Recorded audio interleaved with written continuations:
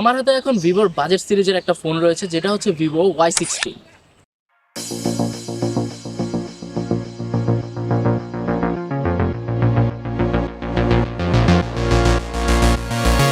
And এই ফোনটার price হচ্ছে মাত্র 15,990 টাকা, অর্থাৎ 16,000 টাকা। সো আজকে আমরা জানবো 16,000 টাকা বাজেট পয়েন্টে এই ফোনটা আমাদেরকে কি অফার করছে এবং এই ফোনটার খুঁটিনাটি সব কিছু জানবো এই ভিডিওতে। তো চলুন দেরি না করে ডিরেক্ট ভিডিওতে ঝাঁপিয়ে পড়া যায়। অ্যাট ফার্স্ট আমরা কথা বলবো এর লুকস অ্যান্ড বিল্ড কোয়ালিটি নিয়ে। এই ফোনটার থিকনেস করা হয়েছে 8.2 মিলিমিটার এবং এর ওয়েট হচ্ছে অ্যারাউন্ড 184 গ্রাম। বেশ স্লিম এবং গুড লুকিং একটা ফোন বলতে গেলে, বাট এই ফোনটা কিন্তু ফুললি প্লাস্টিক বিল্ডের এবং এর ফ্রেমেও থাকছে প্লাস্টিক। এবার আমরা কথা বলবো এর পোর্টস অ্যান্ড বাটনস নিয়ে।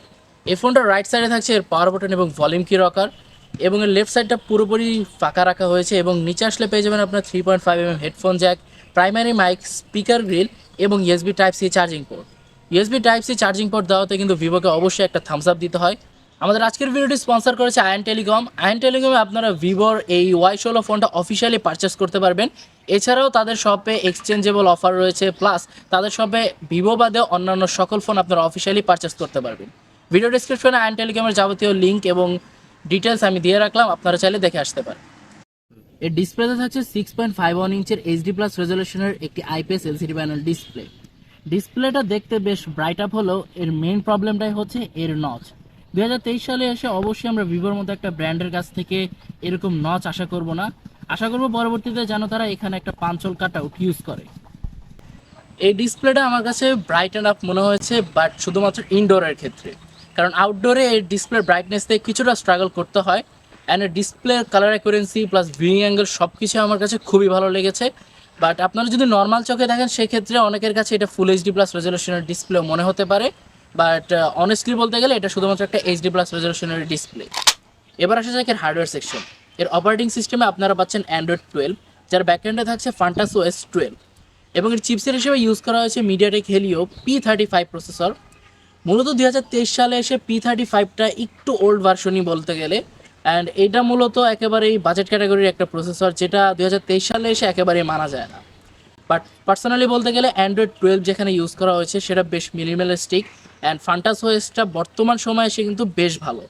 স্পেশালি এই ফোনে তেমন কোনো ব্লুটার বা বাগ পাওয়া যায়নি, বাট এখানে বেশ কিছু প্রি ইনস্টল অ্যাপ রয়েছে। ইনফ্যাক্ট এখানে কিন্তু আপনারা টিকটকও পেয়ে যাচ্ছেন, বাট আপনারা চাইলে সেই প্রি ইনস্টল অ্যাপগুলো আনইনস্টল করতে পারবেন। সো বলতে গেলে এটা বেশ মিনিমালিস্টিক এবং বেশ ক্লিন একটা UI। অ্যান্ড আগেই বলেছি এই ফোনে আপনারা 4GB র্যামের সাথে 64GB রোম পেয়ে যাবেন। আর এই 4GB র্যামের সাথে কিন্তু ভিভো এখানে 4GB এক্সট্যান্ডেড মেমোরিও দিচ্ছে, যেটা তারা তাদের মেমোরি ফিউশন বলছে। যদিও এটা খুব একটা ইউজেবল না, বাট টুকটাক কাজ চালিয়ে নেওয়ার মতো। এই ফোন দিয়ে আমরা ফ্রি ফায়ার প্লাস নর্মাল যে সকল গেম রয়েছে সেগুলো আমরা চালিয়ে দেখেছিলাম। সো এই ফোনটা কিন্তু খুব একটা হার্ডকোর গেমিং কিংবা হার্ডকোর ইউজ সহ্য করতে পারবে না বলেই মনে হচ্ছে, অ্যান্ড এটাই বাস্তব কথা, কারণ এখানে P35 যে প্রসেসর রয়েছে এটা কিন্তু খুব একটা হেভি টাইপ ইউজের জন্য না। তো যারা একটু হেভিটা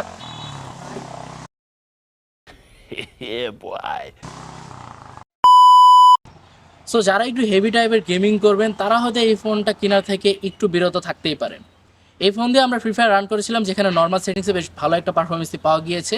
অ্যান্ড এই ফোন দিয়ে আপনার স্ট্রবেরি সার্ভ, টেম্পল রান এই সকল যে গেম রয়েছে সেগুলো বেশ ভালোভাবেই রান করতে পারবেন।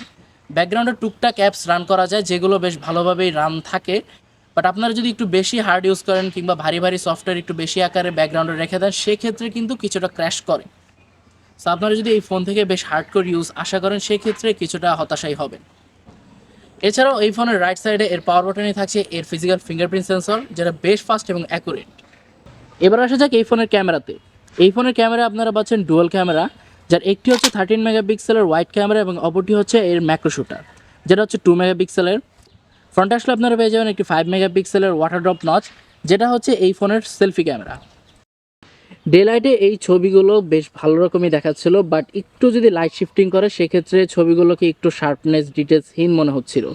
বাট ওভারঅল দিক থেকে দেখতে গেলে ডে লাইটের ছবিগুলো বেশ ভালো রকম আসছিল, সোশ্যাল মিডিয়া রেডি টাইপ ছবি বললেই চলে। ভিডিও রেকর্ডিং পারফরমেন্স একেবারে এভারেজ লেভেলের বলা যায়, তেমন কোনো স্টেবিলাইজেশন নেই, ভালোভাবে ভিডিও রেকর্ড করতে পারলে কাজে লাগানোর মতোই।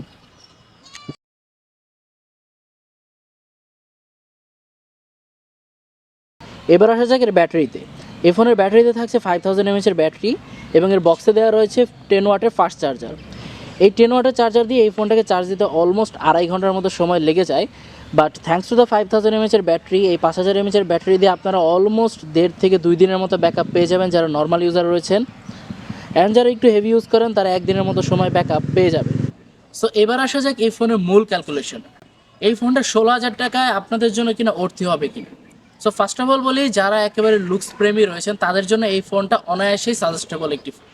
বাট আপনাদের যদি একটু হেভি ইউজের ফোন দরকার হয় সেক্ষেত্রে হয়তো এই ফোনটা কেনার আগে আপনার দুইবার ভাবতে হবে। সো চলুন এবার আসা যাক এই ফোনটা কোন কোন জায়গায় ইমপ্রুভমেন্টের জায়গা ছিল। ফার্স্ট অফ অল বলতে গেলে এই ফোনটা এইচডি প্লাস রেজলিউশনের জায়গায় যদি full HD plus resolution display দেওয়া হতো সেক্ষেত্রে হয়তো এই ফোনটা আরেকটু ভালো কিছু পাওয়া যেত। সেকেন্ড অফ অল, এই ফোনটা ক্যামেরাতে আর কিছু ইমপ্রুভমেন্ট অর্থাৎ সফটওয়্যার ওয়াইজ যদি আরেকটু কিছু ইমপ্রুভমেন্ট আনা যেত সেক্ষেত্রে হয়তো আরও ভালো পারফরমেন্স পাওয়া যেত। অ্যান্ড থার্ড, যেটা হচ্ছে এই ফোনের মূল সমস্যা সেটা হচ্ছে এই ফোনের পারফরমেন্সে।